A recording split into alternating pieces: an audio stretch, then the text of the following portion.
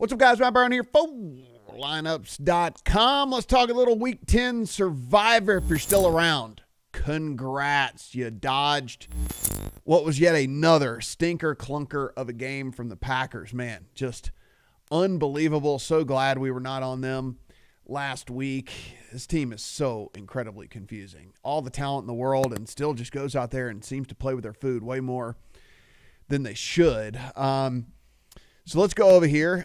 This is Noops' article, of course, as is up each and every week. Let you know what he thinks about survival. We'll look at that a little bit more here in just a second, but we'll head over here and look at the lines this week, and we'll start out with the Thursday night game, and that is certainly going to be popular here in the Broncos as 9-point favorites hosting the Las Vegas Raiders. You've got the Colts as 6.5-point favorites over the Falcons. That said, very, very few people have the Colts left. A handful of people have the Colts left. Your path to being here was playing the Colts along the way. So very few people have the Colts available, but still a good play if you happen to. Nearly 10-point favorites are the Bills on the road against the Dolphins. Coming down a little bit further, you can see the Carolina Panthers. And yes, I'm going to bring this up because they are going to be popular this week, hosting the New Orleans Saints as 5.5-point favorites. You have the Bears, who are at least a periphery play. I've heard them mentioned a little bit more. I'm staying away from that like the plague, but 4.5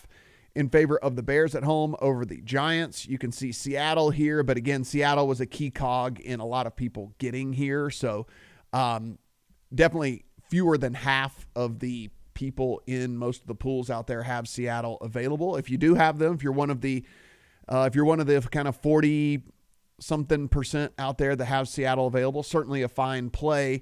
I am higher on Seattle than most people are. I think their future value is really, really good. I think this team is legit. Like, I am very impressed with Seattle, so I probably wouldn't play them this week. But, again, if your back's against the wall, I mean, perfectly fine. Lions, 8-point favorites over the Commanders on the road. Of course, the Commanders without Jaden Daniels, without Marshawn Lattimore, without Terry McLaurin. So you get the Lions as more than a touchdown favorite on the road there against the Commanders. To a lesser extent, the Rams, hadn't heard a lot of love for the Rams this week. And plus, the Rams were a key cog in people getting here too. So we're only talking about like 10%-ish, 10 to 15% of people that have them available anyway. And then that's going to wrap it up for this week as far as the most likely plays. Just like I did last week, show you my path here. Again, down to just the one team.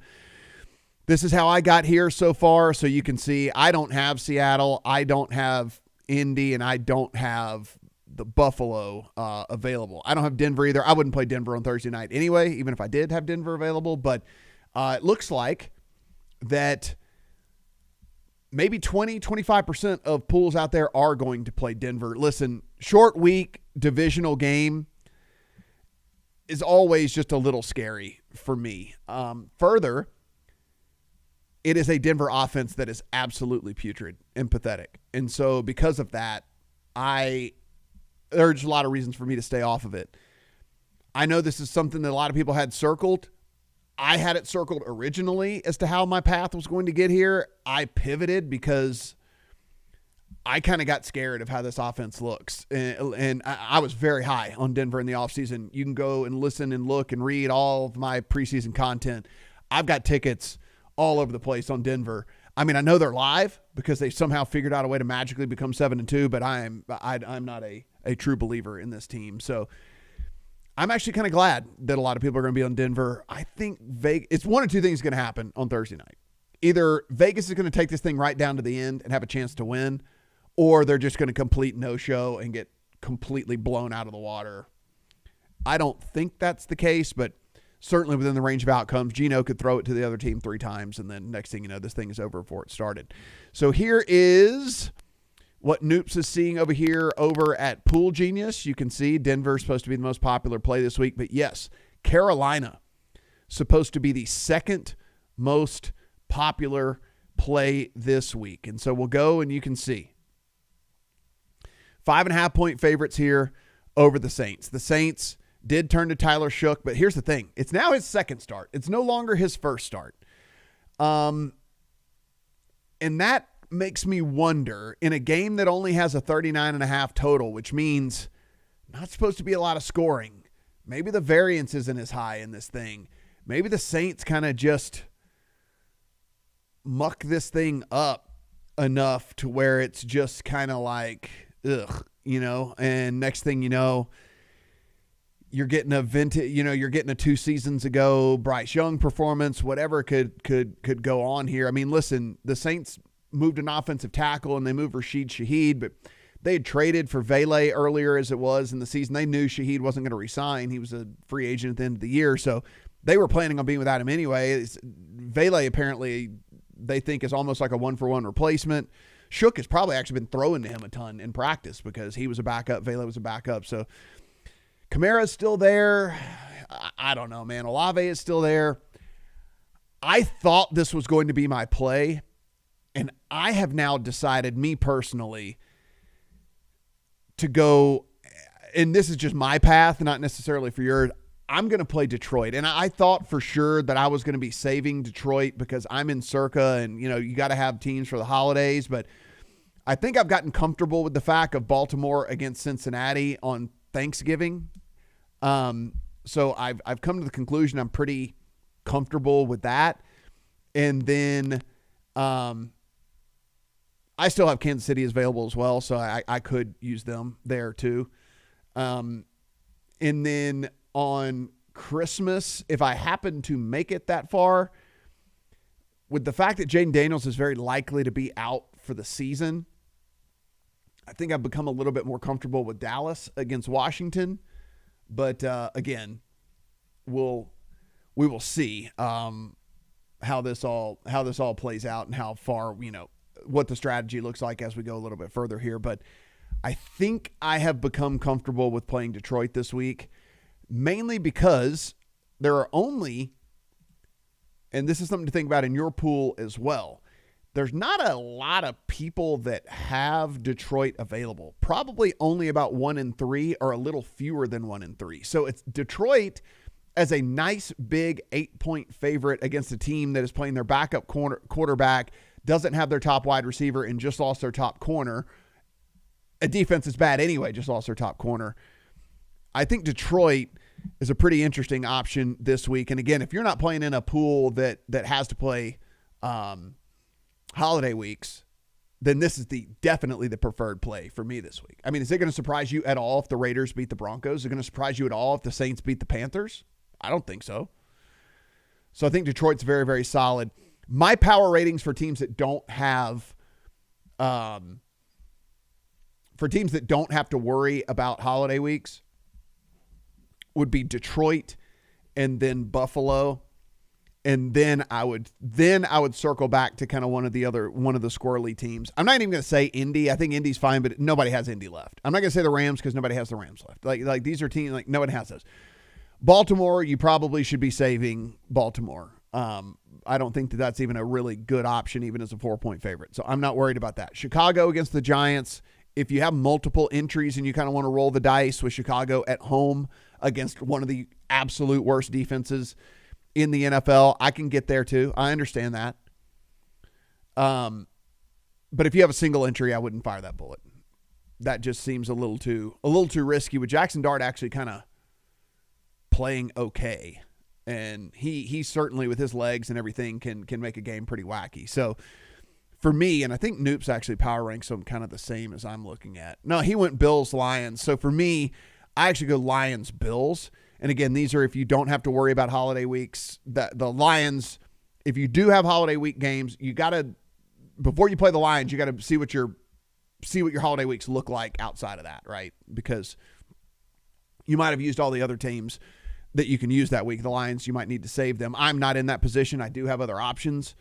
So I'm okay with using the Lions. But again, just something you need to check in on if you're going to be doing that. I think the Bills, for sure, great play this week. He went Broncos third.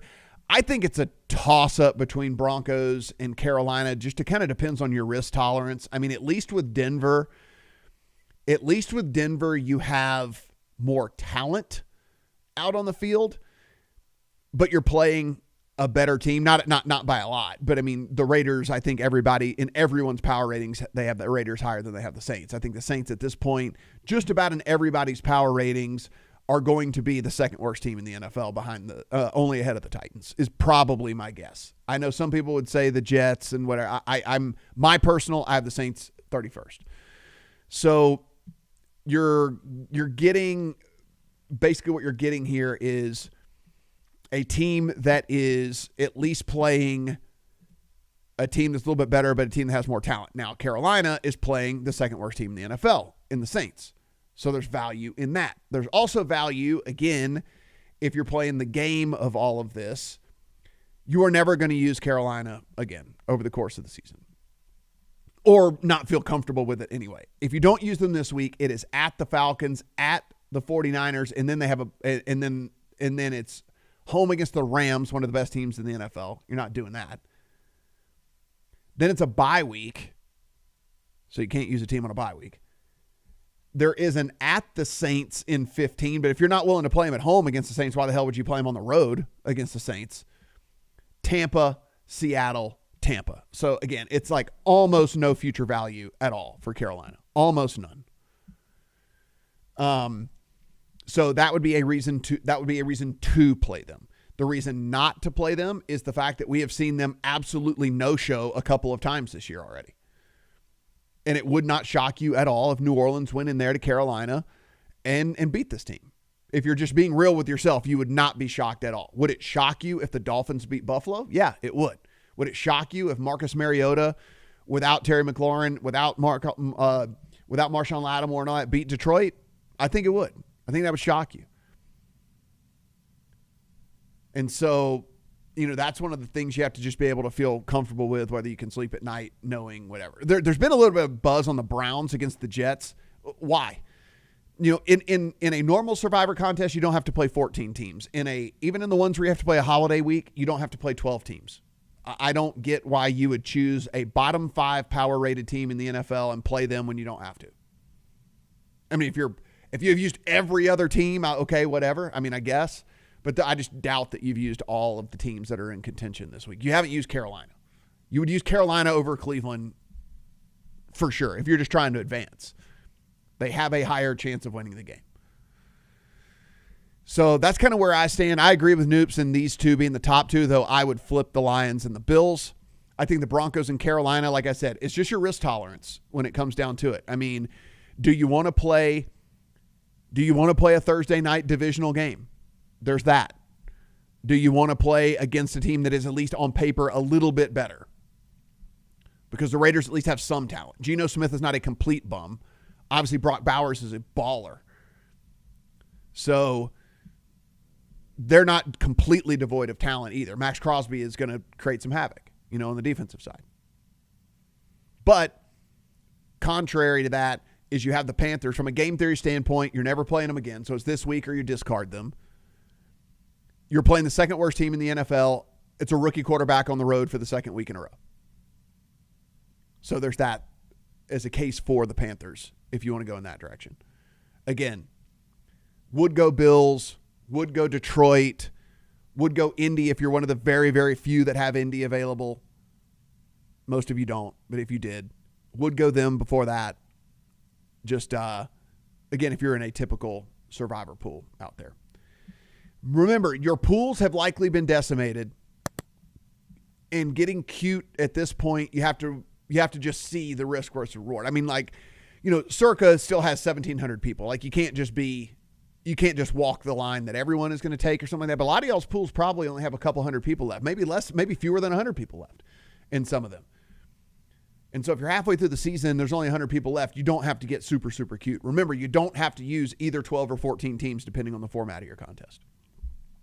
So that's where I'm at this week. Again, here's my entry, hoping to survive. That is very, very, very highly likely unless something happens crazy with the injury reports or something like that. Going to be Detroit here in week number 10, and then we will advance on from there.